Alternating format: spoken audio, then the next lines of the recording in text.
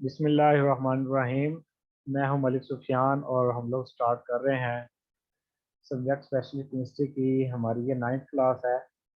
वैसे तो आज हमारी एवल्यूएशन डे होना था आज का, लेकिन चूंकि हमने स्पेक्ट्रोस्कोपी अपनी स्टार्ट की थी और क्रोमेटोग्राफी एंड की थी, तो क्रोमेटोग्राफी की हम एवल्यूएशन कर चुके थे, उसका टेस्ट भी हमारा हो गया।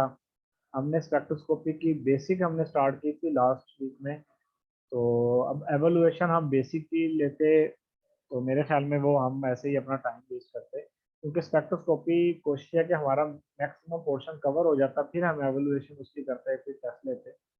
तो इसलिए मैंने एवल्यूएशन और टेस्ट को भी मैंने क्लास में कन्वर्ट कर दिया कि हम आज और कल भी क्लास लेंगे और फिर फ्राइडे सैटरडे संडे को तो हमारी क्लास चलती ही है, लेकिन अब हम इन 2 दिनों में भी हम स्पेक्ट्रोस्कोपी का मैक्सिमम जो पोर्शन है वो कवर करने की कोशिश करेंगे। क्योंकि मैंने जो इसमें क्लासिफिकेशन की डिवीजन की है वो तकरीबन 11 टाइप्स हैं, कि हम 11 टाइप्स को हम स्पेक्ट्रोस्कोपी की स्टडी करेंगे। तो जब हम 11 टाइप्स पढ़ेंगे तो मैक्सिमम हमारे पास स्पेक्ट्रोस्कोपी का कंसेप्ट बहुत अच्छा हद तक क्लियर हो जाएगा। फिर जिस तरह से मैंने इसको पोर्शन में डिवाइड किया है, तो उससे हमें बार बार रिवीजन होगी, बार बार रिवीजन होने से, बार बार स्टडी करने से हमें वो टॉपिक ज़्यादा आसान लगने लगेगा, कि जब हम किसी चीज़ को बार बार डिस्कस करते हैं तो वो चीज़ आसान हो जाती है, इजी हो जाती है। तो इस ट्रिक को मद्देनजर रखते हुए मैंने इसको 4 पार्ट्स में मैंने अब डिवाइड कर दिया है। तो वो मैंने आपको सेंड भी की है पिक्चर, कि हमारा जो स्केड्यूल है वो हमारा स्केड्यूल इस तरह से होगा। लास्ट मैंने ये कंपैरिजन भी ऐड कर दिया है अमंग स्पेक्ट्रोस्कोपिक टेक्निक्स में, हम जो कंपैरिजन होगा वो हम डिस्कस करेंगे। इससे भी हमें बहुत सारी जो पॉइंट्स होते हैं ना वो क्लियर हो जाते हैं, जो हमें बेसिक से या एप्लीकेशन से या जो कुछ पॉइंट्स रह रहे होते हैं ना वो हमारे पास कंपैरिजन से क्लियर हो जाती हैं कुछ चीज़ें, कि अच्छा ये डिफरेंस है इनमें, ये चीज़ें इनमें होती हैं। तो वो हम चीज़ें फिर साथ साथ कर लेंगे। फिलहाल हमारा ये पार्ट 1 है। पार्ट 1 हमारा सबसे मेन और इम्पोर्टेंट होगा, क्योंकि इसमें हमने उसका प्रिंसिपल, उसकी एप्लीकेशन और उसकी बेसिक टर्म्स वो हम डिस्कस करने वाले हैं। तो ये हमारे पास उसकी बुनियाद है। अगर हमारी बुनियाद अच्छी बन जाती है तो नेक्स्ट वर्किंग और उसकी कैलकुलेशन, स्पेक्ट्रा और बाकी चीज़ें हमारे लिए ईजी हो जाएंगी। तो ये चीज़ें हम डिस्कस कर चुके हैं, इसके की पॉइंट्स हमने जो किए थे। हमारी अब जो हमने स्टार्ट करनी थी वो हमारी टेक्निक थी यूवी विजिबल स्पेक्ट्रोस्कोपी। ये हमारे पास 11 टाइप्स थी। 11 टाइप्स का मैंने बताया था कि इलेक्ट्रोमैग्नेटिक रेडिएशंस की बेस के ऊपर ये स्पेक्ट्रोस्कोपी की टाइप्स हैं, और इस ईयर में इनकी इन्वेंशन हुई है या इनका आगाज किया गया पहले। UV visible spectroscopy. UV visible spectroscopy है क्या, इसमें हमें कौन कौन से की पॉइंट्स डिस्कस करने चाहिए जिसकी वजह से हमारा ये टॉपिक, मेन चीज़ें हमारी कवर हो जाएं और हमें इसको स्टडी करना और आसान हो जाए। तो यूवी विजिबल नाम है अल्ट्रा वायलेट विजिबल स्पेक्ट्रोस्कोपी। अब इसमें आपके पास 2 रीजन होते हैं, एक विजिबल रीजन होता है और एक अल्ट्रा वायलेट का रीजन होता है। अब यूवी विजिबल रीजन मैंने आपको बताया था कि 10 नैनोमीटर से लेकर 400 नैनोमीटर तक इसकी रेंज होती है। तो मेरे ख्याल में एक स्टूडेंट ने क्वेश्चन भी किया था कि हमने तो 200 से 400 पढ़ा था। मैंने भी कहा था कि हाँ जी, पढ़ा तो हमने भी 200 से 400 ही है, लेकिन 200 से कम वालों को भी हम रेंज में शुमार करते हैं, वो भी अल्ट्रा वायलेट में आते हैं। तो वो 10 से स्टार्ट होती है और आपके पास 400 तक जाते हैं। तो आप इसको नोट करिएगा, अगर आपके पास रेंज का कोई क्वेश्चन आए तो आपको पता हो। हाँ, जो ज़्यादा यूज़ किया जाता है कॉमनली वो 200 से लेकर 400 तक कॉमनली यूज़ किया जाता है। तो आपने ये अल्ट्रा वायलेट विजिबल रीजन का आपने ये रीजन याद रखना है, कि 200 से लेकर 400 तक भी हम उसका नाम लेते हैं और 10 से 400 का नाम भी लिया जाता है। तो इसके मैंने की पॉइंट्स बनाए हैं कि एक स्पेक्ट्रोस्कोपी को डिस्कस करने के लिए आपको किन किन पॉइंट्स, यानी कौन कौन सी टर्म्स का पता होना आपको ज़रूरी है। फिर आप स्पेक्ट्रोस्कोपी की वर्किंग और उसकी स्पेक्ट्रा वगैरह को डिस्कस करें। पहले आप इनकी बेसिक टर्म्स आपको आएंगी, ये क्लियर होंगे पॉइंट्स, ये कॉन्सेप्ट क्लियर होंगे, फिर हम आगे चल सकते हैं। तो सबसे पहले हमें यूवी विजिबल रेडिएशन की रेंज का पता होना जरूरी है कि यूवी विजिबल रेडिएशन क्या होती है, उनकी रेंज क्या है। यूवी विजिबल के मैंने बताया कि ये दो तरह की रेडिएशन है। एक विजिबल है, विजिबल में मैंने आपको एक ट्रिक बताई थी कि विब दियोर की हम एक ट्रिक यूज करते हैं जिससे हम उनके कलर्स को आइडेंटिफाई करते हैं। वायलेट है, इंडिगो है, ब्लू है, ग्रीन है, येलो है, ऑरेंज है, रेड है। तो ये विब दियोर अगर आप इसको याद कर लेते हैं तो आपको इनकी रेंज का पता लग जाता है। और ये 340 या 370 से लेकर 460 तक इनकी रेंज होती है। यूवी विजिबल की आपको बुक्स में ये मिल जाएंगी। और मैंने जो लास्ट स्लाइड्स में मैंने जो पिक लगाई हुई है पिक्चर, उसमें आपको सब की रेंज मैंने बताई है, अलग से आप उसको देख सकते हैं। नेक्स्ट टर्म का हमें ये पता होना चाहिए कि यूवी विजिबल रेडिएशंस का स्पेक्ट्रोस्कोपी में जो हम सैंपल वगैरह लेते हैं इसका फंक्शन क्या है। यूवी विजिबल रेडिएशंस का सैंपल्स में फंक्शन क्या होता है, तो ये उनकी ट्रांजिशन करते हैं, इलेक्ट्रॉन्स की ट्रांजिशन होती है। इलेक्ट्रॉन्स के कौन कौन से होते हैं? इलेक्ट्रॉन्स आपके पास दो तरह के होते हैं, सिग्मा इलेक्ट्रॉन और पाई इलेक्ट्रॉन। ठीक है, ये फिर आगे इनकी बॉन्डिंग और नॉन बॉन्डिंग के हवाले से इनके इलेक्ट्रॉन बन जाते हैं सिग्मा स्टार और पाई स्टार। ठीक है, तो आपको बॉन्डिंग और बॉन्डिंग में आपके पास दो तरह की होती है। एक आपके पास हेड टू हेड ओवरलैपिंग होती है, एक साइड वे ओवरलैपिंग होती है। एक को हम सिग्मा बॉन्डिंग का नाम देते हैं, एक को हम पाई बॉन्डिंग का नाम देते हैं। तो इसमें भी एंटी बॉन्डिंग भी आ जाती है, बॉन्डिंग और एंटी बॉन्डिंग। तो बॉन्डिंग में हम सिग्मा लगाते हैं, एंटी बॉन्डिंग में सिग्मा स्टार। इसी तरह पाई और पाई स्टार हमारे पास non bonding electron, bonding non bonding electrons, ये दो तरह के, और एंटी बॉन्डिंग आ जाती है। तो उस हवाले से हम इलेक्ट्रॉनिक ट्रांजिशन कितनी तरह की होती है वो हम स्टडी करते हैं इन इलेक्ट्रॉन्स की बुनियाद के ऊपर और बॉन्डिंग की बुनियाद पर। सेकंड टर्म्स का हमें पता होना चाहिए, क्रोमोफोर क्या है, ऑक्सोक्रोम क्या है, मैक्सिमम वेवलेंथ, इसको हम लैम्डा मैक्सिमम का नाम देते हैं। आप आप जब कोई एनालिसिस वगैरह करते हैं, आपने कोई एनालिसिस किया है, यूवी विजिबल का स्पेक्ट्रा आप लोग हासिल करते हैं सैंपल से, आपको कंप्यूटराइज फॉर्म में यूएसपी में दिया जाता है। तो आप उसके ग्राफ बनाते हो, एक्सेल में बना लेते हो। एक्सेल में वैसे इस तरह का पॉसिबल नहीं होता, क्लियर नहीं बन पाते। इसके लिए एक स्पेशल सॉफ्टवेयर यूज किया जाता है, ओरिजिन सॉफ्टवेयर है। उसमें आप लैम्डा मैक्सिमम की वैल्यू, आप वहां पर पीक की वैल्यू निकाल कर आप वहां पे मेंशन करते हो, लैम्डा मैक्सिमम लिखते हो और उनको आप डिनोट करते हो, आप उसको बताते हो कि यहाँ पर लैम्डा मैक्सिमम की ये वैल्यू आ रही है और जो ये रिप्रेजेंट करती है सैंपल को। तो वो मैक्सिमम वेवलेंथ का हमें पता होना जरूरी है कि लैम्डा मैक्सिमम की वैल्यू की अहमियत क्या है और हमें ये क्या प्रॉपर्टीज हमें प्रोवाइड करता है सैंपल के बारे में। बैथोक्रोमिक शिफ्ट का पता होना चाहिए, हिप्सोक्रोमिक शिफ्ट कौन सी होती है, हाइपरक्रोमिज्म क्या है, हाइपोक्रोमिज्म क्या है, मोलर एब्जॉर्बिविटी क्या है, ट्रांसमिटेंस एब्जॉर्बेंस ये क्या है, और बेयर लैम्बर्ट लॉ। ठीक है, तो ये टर्म्स का हमें पता हो तब हम किसी भी प्रैक्टिकल वर्क में काम आसानी से कर सकते हैं और हम स्पेक्ट्रा और उसकी कैलकुलेशन और वर्किंग का भी हमें आसानी से समझ आ जाएगी।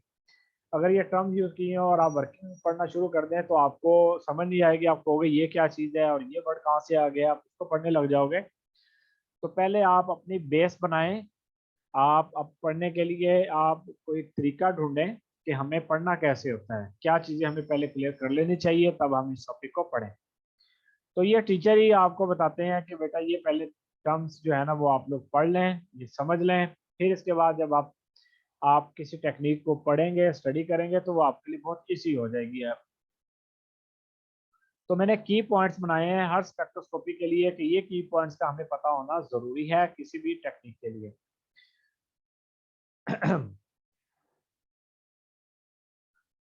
इलेक्ट्रॉनिक रेडिएशंस, इलेक्ट्रॉनिक रेडिएशंस के बारे में यहाँ से फिर मैंने यहाँ पर ये एक डायग्राम रखी है कि इलेक्ट्रोमैग्नेटिक रेडिएशन यूवी की वजह से जो इफेक्ट होता है मॉलिक्यूलर किसी भी मॉलिक्यूल्स पर, वो इलेक्ट्रॉनिक ट्रांजिशन का होता है। और उसकी रेंज उसने 10 से लेकर 10 तक इसकी एनर्जी रिक्वायर्ड होती है kilo joule per kilo calories per mole. और यहाँ उसकी वेवलेंथ बताई गई है 10⁻⁴ से 10⁻⁶ यहाँ 6 होगा। ठीक है, वहां तक इनकी होती है। तो आइए यहाँ पर हमने ये बताना है कि इलेक्ट्रोमैग्नेटिक रेडिएशन यूवी की मदद से ये ट्रांजिशंस होती हैं, इलेक्ट्रॉनिक ट्रांजिशन, और इन ट्रांजिशन का हम आगे जाके इसको स्टडी करते हैं। इलेक्ट्रॉनिक ट्रांजिशन में होता क्या है कि आपके पास एक इलेक्ट्रॉन को जब कोई एनर्जी मिलती है तो वो एनर्जी एब्जॉर्ब करके लोअर एनर्जी लेवल से हाई एनर्जी लेवल की तरफ क्या कर जाता है, मूव कर जाता है ड्यू टू द एक्साइटेड। यानी कि एक electron capture the energy, energy को कैप्चर करता है, एब्जॉर्ब करता है, और वो एक्साइट होता है। एक्साइट होने पर वो लोअर लेवल से हाई एनर्जी लेवल की तरफ मूव कर जाता है।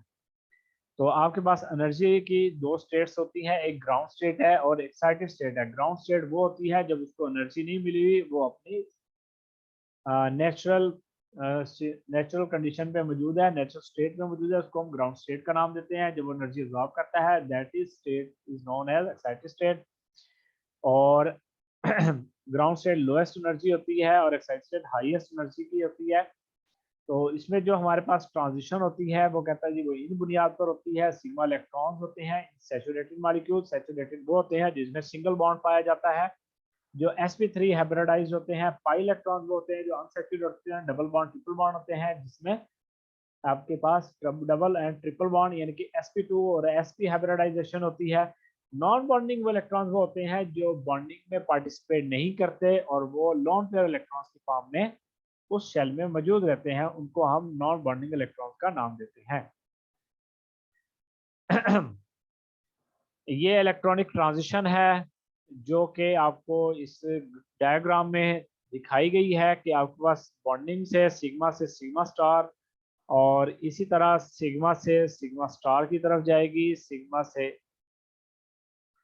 ठीक है, ये सिग्मा से पाई स्टार की तरफ, ये पाई से सिग्मा स्टार की तरफ, ये एन से सिग्मा स्टार की तरफ, पाई से पाई स्टार और एन से पाई स्टार।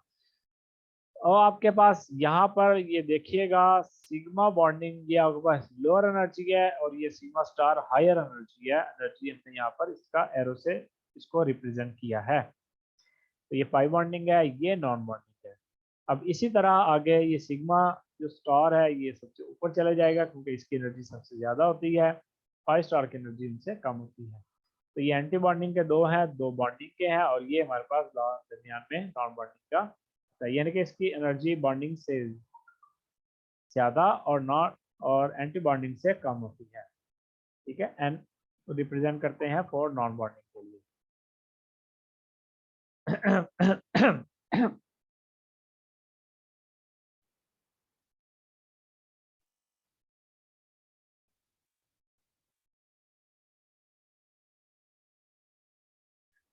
तो आइए नेक्स्ट, ये मैंने आपके सामने स्लाइड रखी है कि सिग्मा से सिग्मा स्टार की ट्रांजिशन है, उसकी मैंने एग्जांपल रखी है आपके सामने। मीथेन है, यानी कि आपके पास सिंगल बॉन्ड वाले इलेक्ट्रॉन्स में sigma to sigma star transition आप लोग देख सकते हैं। और इसी तरह आपने नॉन बॉन्डिंग से सिग्मा स्टार की अगर आपने देखनी है तो उसमें water, ethanol, methyl chloride, oxygen, nitrogen. वो क्यों? क्योंकि आप देखेंगे इसमें जो ऑक्सीजन के मॉलिक्यूल पाए, ऑक्सीजन के एटम पाए जाते हैं, इसमें एक लोन पेयर ऑफ इलेक्ट्रॉन्स पाए जाते हैं। ऑक्सीजन पे दो लोन पेयर ऑफ इलेक्ट्रॉन मौजूद होते हैं जो बॉन्डिंग में पार्टिसिपेट नहीं करते, तो वो ट्रांजिशन उनकी एन से एन सिग्मा स्टार ट्रांजिशन हो सकती है, ये उसकी एग्जांपल है। एन से पाई स्टार है, यानी कि आपके पास, या पाई से पाई स्टार ट्रांजिशन है, तो पाई से पाई स्टार की एग्जांपल आपको अल्कीन, कार्बोनाइल और अल्काइंस है, क्योंकि ये साइड वे ओवरलैपिंग होती है और ये डबल बॉन्ड या ट्रिपल बॉन्ड जिनमें पाया जाता है, ये वाली बॉन्डिंग उनमें पाई जाती है, तो इनकी नॉन बॉन्डिंग भी, सॉरी एंटी बॉन्डिंग भी इन्हीं में होगी। तो ये पाई से पाई स्टार की आपको डबल बॉन्ड कार्बोनाइल और अल्काइन से याद रखनी है एग्जाम्पल। अब आपने नॉन बॉन्डिंग से एंटी बॉन्डिंग की तरफ जाना है तो वो हमारे पास कार्बोनाइल कंपाउंड्स की एग्जाम्पल मौजूद है, तो उसमें आप इनको देख सकते हैं। ठीक है, तो आपने ये वाली स्लाइड याद रखनी है, बहुत इंपॉर्टेंट है एमसीक्यूज के हवाले से। तो यहाँ पर मैंने एनर्जी का एक भी कॉन्सेप्ट दिया है और साथ मैंने बताया है कि यहाँ पर आप देख सकते हैं कि सिग्मा टू सिग्मा वाली जो सिंगल बॉन्ड है उनमें पाई जाएगी, और जिसमें ऑक्सीजन या लॉन पेयर इलेक्ट्रॉन जिसमें पाया जाएगा, जैसे क्लोरीन पे पाए जाते हैं 3 लॉन पेयर इलेक्ट्रॉन, उनमें ये एन टू सिग्मा स्टार की होती है, और ये 160 से 260 और ये लेस देन 200 नैनोमीटर है। ये पाई से पाई स्टार की 200 से 500 है, यानी कि एनर्जी आप देखेंगे वो बढ़ रही है जैसे जैसे हम बॉन्डिंग से एंटी बॉन्डिंग की तरफ जाते हैं। तो यहाँ पर डबल बॉन्ड है, यहाँ कार्बोनाइल ग्रुप है, यहाँ नाइट्राइल ग्रुप है, यहाँ पर अल्काइन है। जैसे ही हम एन से पाई स्टार की तरफ जाएंगे तो इनकी एनर्जी सबसे ज्यादा हो जाती है 600 तक, यहाँ पर पहुंच गई है 250 से 600। यहाँ कार्बोनाइल है, सी डबल बॉन्ड एन है, एन डबल बॉन्ड एन है, N2 है, और नाइट्रोसो यानी कि एन डबल बॉन्ड O है। तो ये इनकी एनर्जी और ये इनकी इलेक्ट्रॉनिक ट्रांजिशन होती है। इनकी इतनी एनर्जी अगर हम प्रोवाइड करते हैं तो इलेक्ट्रॉन जो है ना वो मूव कर जाते हैं एंटी बॉन्डिंग की तरफ। ये मैंने इलेक्ट्रॉनिक ट्रांजिशन के बारे में आपको बताया था। यहाँ पर मैं आपको कुछ टर्म्स दिखाने वाला हूँ जिसके बाद बेसिक इंफॉर्मेशन आपको होंगे। क्रोमोफोर है, क्रोमोफोर एक ऐसे ग्रुप ऑफ मॉलिक्यूल्स होते हैं जैसे एजो मॉलिक्यूल्स होते हैं जो कि आपकी लाइट की एब्जॉर्प्शन को क्या करते हैं, एब्जॉर्ब करते हैं और कलर प्रोवाइड करते हैं। इनको आप कलर मॉलिक्यूल्स का नाम भी दे सकते हैं। ठीक है, रेडिएशन यूवी रेंज में एब्जॉर्ब करते हैं।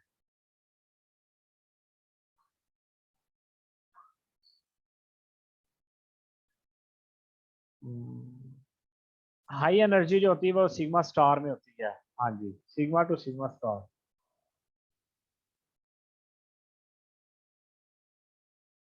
एक मिनट।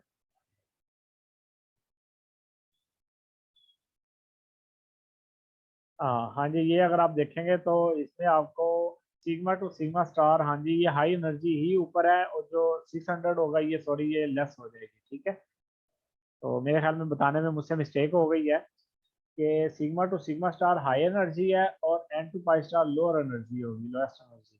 ठीक है, तो ये मैंने उल्ट बता दिया है। जितनी ज्यादा कोई नैनोमीटर में होगी उतनी उसकी एनर्जी क्या होगी, कम होगी।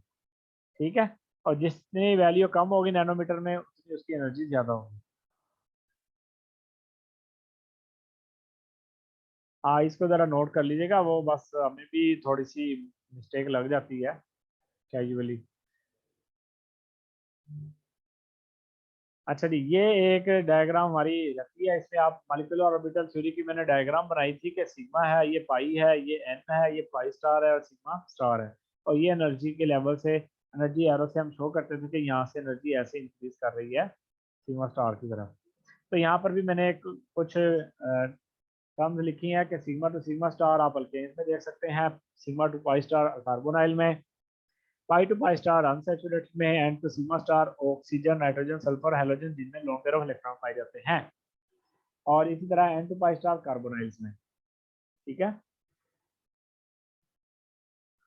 ये हो गई डायग्राम।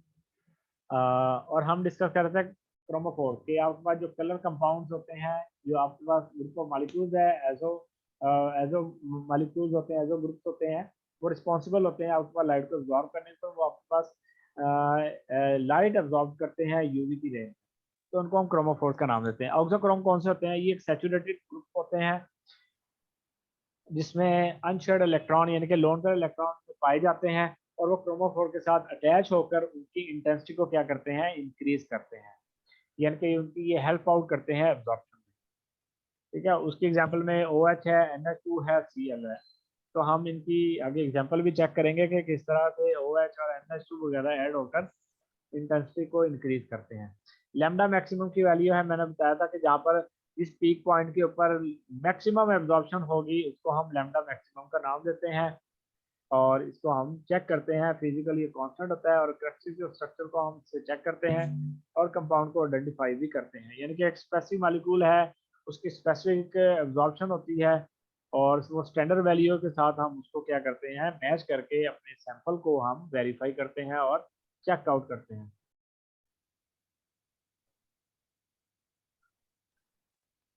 क्रोमोफोर हमारे पास अनसैचुरेटेड ही होते हैं। ठीक है, अनसैचुरेटेड होते हैं क्रोमोफोर। एजो ग्रुप है, एजो ग्रुप अगर आप चेक करेंगे तो ज्यादातर एजो ग्रुप सबके सब क्या है, अनसैचुरेटेड होते हैं। ठीक है, आप लोगों ने एजो ग्रुप का पढ़ा होगा, मैं भी देख लेता हूँ दोबारा से इसको।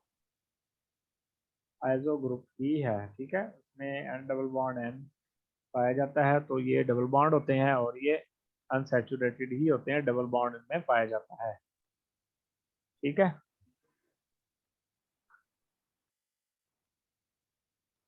अच्छा जी, आ जाए नेक्स्ट टर्म है, बैथोक्रोमिक शिफ्ट है और हिस्टोक्रोमिक शिफ्ट है। बैथोक्रोमिक शिफ्ट हम रेड शिफ्ट को नाम देते हैं, और हिप्सोक्रोमिक शिफ्ट हम बिलो शिफ्ट को नाम देते हैं।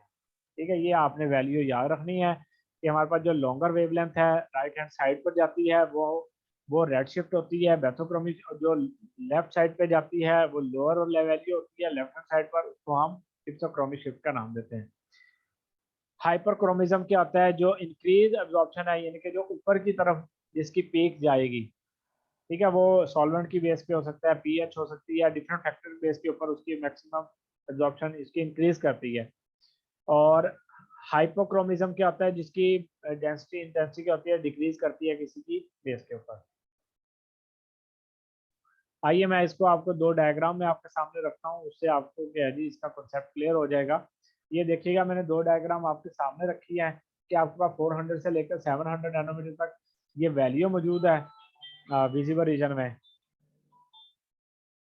तो आप देखेंगे जो रेड की तरफ जा रही है, रेड शिफ्ट है वो मेथोक्रोमिक शिफ्ट है, और जो ब्लू यानी कि ब्लू कलर में जा रही है वो हाइपोक्रोमिक शिफ्ट है, ब्लू शिफ्ट है 400 की तरफ, यानी कि लो लेवल की तरफ जा रही है।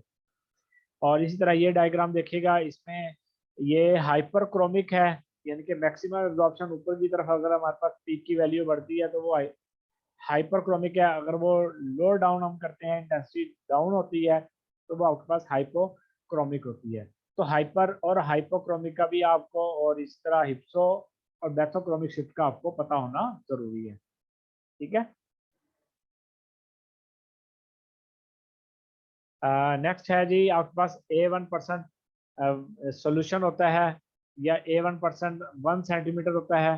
तो आपके पास ये इससे मुराद होता है कि आपके पास कोई सोल्यूशन है, उसमें आपने 1 ग्राम पर 100 ml ऑफ द सोल्यूशन है, यानी कि आपके पास एक वाटर है, वाटर सॉल्वेंट है, उसमें आपने 1 ग्राम आपने क्या किया है, डिजोल्व किया है कोई सोल्यूट को, यानी कि 1 gram solute dissolve in 100 ml of solvent. तो इसका ये मतलब होता है कि A1% 1 सेंटीमीटर से क्या मुराद है। ठीक है, ये एब्जॉर्बेशन का वो सोल्यूशन होता है जो कंसंट्रेशन रखता है 1 ग्राम पर 100 ml ऑफ द सोल्यूशन। ठीक है, वैसे सॉल्यूशन की कंसंट्रेशन स्टैंडर्ड्स यानी कि आपके मेथड्स की बेस के ऊपर चेंज हो सकती है, लेकिन आपको ये टर्म याद रखनी है A1% 1 सेंटीमीटर की सॉल्यूशन। मोलर एब्जॉर्बिटिविटी क्या होती है, या एप्सिलॉन नॉट जिसको हम यहाँ पर नाम देते हैं, ये एब्जॉर्प्शन होती है सॉल्यूशन की।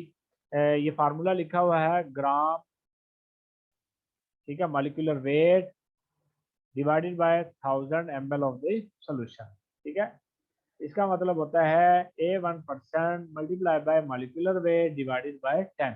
ठीक है, तो आपने ये फार्मूला याद रखना है मोलर एब्जॉर्बिटिविटी का।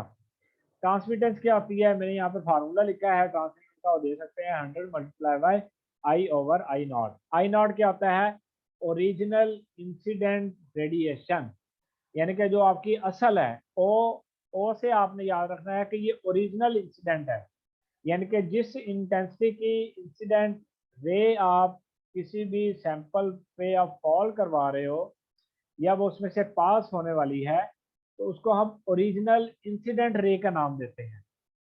तो जब वो सैंपल से पास आउट हो जाएगी उसको हम कहते हैं ट्रांसमिटेड लाइट, तो वो कहलाती है आई।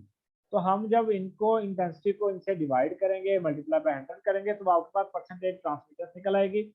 एब्जॉर्बेंस क्या होती है, log multiply by 100 divided by जो आपने ये परसेंटेज ट्रांसमिटेंस निकाली होगी उससे आप डिवाइड करेंगे तो वो आपकी एब्जॉर्बेंस निकल आएगी। ठीक है, तो आपने ये ट्रांसमिटेंस और एब्जॉर्बेंस का चक्कर याद रखना है। एक और भी मोटी सी बात है कि आपने खास इंटेंसिटी की एब्जॉर्बेंस ऐड की, मतलब आपने 100 की ऐड की है, उसमें से 70 बाहर निकल गई है, तो कितनी एब्जॉर्ब हुई, लाजमी बात है 100 माइनस 70 कर लो, 30% उसने एब्जॉर्ब कर ली है। तो ये भी यानी कि मोटी सी एक बात है जो आपके माइंड में होनी चाहिए कि एब्जॉर्बेंस और ट्रांसमिटेंस का क्या चक्कर क्या है। 100 की आपने क्या है जी उसके ऊपर फॉल करवाई, 70 उसमें से पास हो गई, तो पीछे बची कितनी 30, तो वो आपने इसको ऐसे यानी कि इस तरह की आपने कंसेप्ट याद रखना है। आपको जो जो एक्सपेरिमेंट है, कोई आप कोई काम करते हो उसको आपको समझने में करने में क्या करेगी, उसमें हेल्प आउट हो। ठीक है, तो ये आपको टर्म्स हैं जिसके बारे में आपको जानना जरूरी है। अगर आप इसको जान लेते हैं तब आप यूवी का स्पेक्ट्रा, यूवी के वर्किंग आपको बहुत, आपके लिए बहुत आसान हो जाएगी। चलें आगे आ जाते हैं। बेयर लैम्बर्ट लॉ है। बेयर लैम्बर्ट लॉ के बारे में एक बात याद रख लें कि बेयर लैम्बर्ट लॉ एक्सप्लेन करता है दो लॉ को, एक बेयर लॉ को, एक लैम्बर्ट लॉ को। आपने ये जरूर पढ़ा होगा कि बेयर लॉ किस चीज के लिए था और लैम्बर्ट लॉ किस चीज के लिए था। ठीक है, आपको इन चीजों का पता होना ये भी जरूरी है। बेयर लैम्बर्ट लॉ असल में एक्सप्लेन करता है कि सॉल्यूशन की कंसंट्रेशन और एब्जॉर्प्शन में,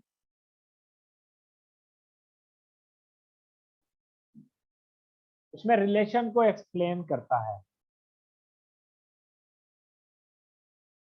ठीक है, एक आपके मीडियम को एक्सप्लेन करेगा और एक आपके सॉल्यूशन की कंसंट्रेशन को। ठीक है, समझ लग रही है आप लोगों को? ये कोई नहीं लग रही, मुझे बता दिया करो साथ साथ। हाँ जी, सर आ रही है समझ। अच्छा जी। एक बेयर लॉ है, एक लैम्बर्ट लॉ है। लैम्बर्ट लॉ एक्सप्लेन करता है उसके मीडियम को।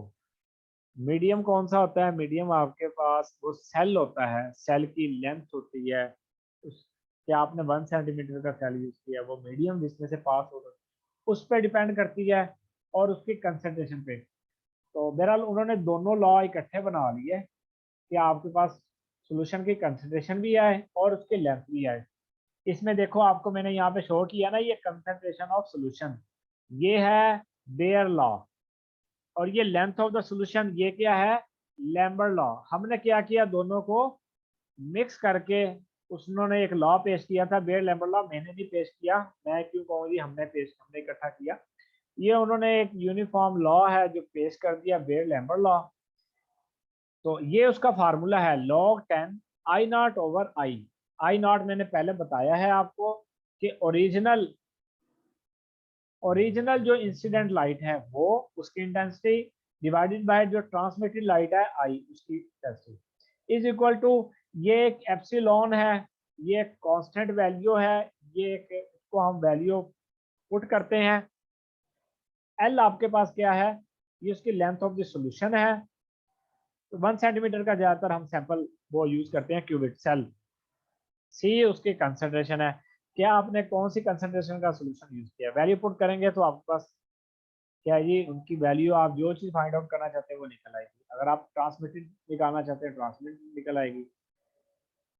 तो ये मैंने इसकी एक स्कीमेटिक डायग्राम से लगाई है कि आपके पास ये सोर्स है, ये मोनोक्रोमेटोर है, आपकी लाइट फॉल करती है मोनोक्रोमेटोर पर। मोनोक्रोमेटोर क्या करता है, उसको एक बीम बनाकर, इसी लाइट बनाकर क्या करता है, उसको आगे सैंपल है ये आपके पास, जिसकी लेंथ होती है 1 सेंटीमीटर, हो सकती है 2 सेंटीमीटर, हो सकती है 4, हो सकती है 8, हो सकती है। तो इसमें से ये गुजरती है ट्रांसमिट लाइट, ये डिटेक्टर पे कंप्यूटर में आ जाती है और उसको हम क्या करते हैं, उसका ग्राफ हमें हासिल हो जाता है, या हमें डाटा मिल जाता है जिसके ग्राफ को हम ओरिजिन पे बना लेते हैं। ठीक है, उम्मीद है आपको ये बात समझ आ गई होगी। आ जाए जी, इलेक्ट्रोमैग्नेटिक रेडिएशन जो ग्राफ में हमारे पास शो होती हैं, उसमें हम तीन चीज़ों को नोट करते हैं। एक नंबर ऑफ ट्रांजिशन, कि आपके पास ट्रांजिशन कितनी हो रही है। एक हम चेक करते हैं एनर्जी ऑफ ट्रांजिशन। एक चेक करते हैं हम इंटेंसिटी ऑफ ट्रांजिशन। तो यहाँ पर आप देखिएगा जो पर्पल कलर में है, यहाँ पर 3 ट्रांजिशन है, 1 2 3। तो ये हम इसकी नंबर ऑफ ट्रांजिशन नोट कर लेते हैं। एनर्जी ऑफ ट्रांजिशन है, एनर्जी ऑफ ट्रांजिशन ये वेवलेंथ है। आप देखते हैं इसको कि यहाँ पर ये वाली आ रही है 200 220 पे आ रही है, हम कहते हैं 380 पे आ रही है ट्रांजिशन। तो ये हम नोट करते हैं। इंटेंसिटी ऑफ ट्रांजिशन है कि आपके पास ये जो इंटेंसिटी की वैल्यू है कि ये कहाँ पे जाकर इनकी पीक्स आ रही हैं। तो हम इंटेंसिटी को, तो हम किसी भी ग्राफ में इन तीन चीज़ों को नोट करते हैं और इनको एक्सप्लेन करते हैं, और इनको हम, इनसे हम उनकी करेक्टरिस्टिक्स, या हम कह रहे हम स्पेक्ट्रा को हम इंटरप्रेट करते हैं, हम उसके बारे में बात करते हैं। तो ये वो चीज़ें होती हैं, बेसिक चीज़ें हैं जो मैं आपको बता रहा हूँ, आपको पता होगी मुझसे भी ज़्यादा। तो ये एक और मैंने आपके सामने स्लाइड रखी है, इसमें देखिएगा कि नंबर ऑफ ट्रांजिशन जो आई हैं, यानी कि एक आपके पास ये रेड कलर का एरो है, एक ब्लू कलर का, एक पर्पल कलर का है। तो ये किस तरह से होगा ये आप देखिएगा।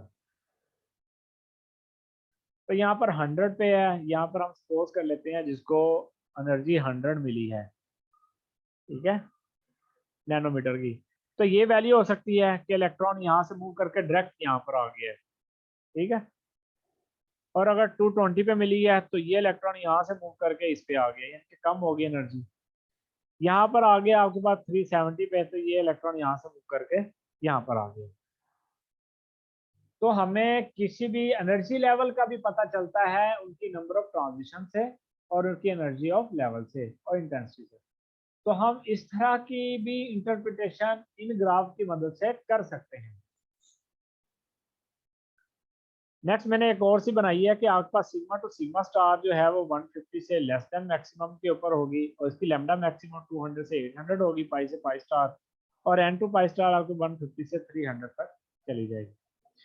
तो ये एक मैंने मॉलिक्यूल बनाया था ये वाला, ये उसकी ट्रांजिशन थी, ये सिग्मा टू सिग्मा स्टार, ये एन टू पाई स्टार, ये पाई टू पाई स्टार। वैसे ये higher energy level, higher studies में हम इसको एक्सप्लेन करते हैं, डिस्कस करते हैं। लेकिन हमारे यहाँ ये बड़ा एक किल्लत है या हमारे ड्रॉबैक्स हैं हमारे एजुकेशन सिस्टम के, कि हम डीपली नहीं जा रहे, किसी भी स्पेक्ट्रोस्कोपी का हम बहुत ज़्यादा डीपली स्टडी नहीं कर रहे। तो इसलिए मैं किसी का स्टेटस आज पढ़ रहा था, मुझे बड़ा दुख हुआ कि वो कहते जी कितने 100 साल से ज़्यादा अलीगढ़ यूनिवर्सिटी को बने हुए हो चुके हैं, लेकिन वहाँ पर उन्होंने पाकिस्तानी ऑथर्स की बुक को बैन कर दिया है कि वो नहीं पढ़ाई जाएंगी, कोई पाकिस्तानी ऑथर की बुक नहीं पढ़ा सकता। तो ये हमारे लिए बड़े वैसे अफसोस की बात है। तो उसकी रीज़न तो मैं यही समझता हूँ कि हम लोगों ने स्टडी के ऊपर कोई ध्यान नहीं दिया।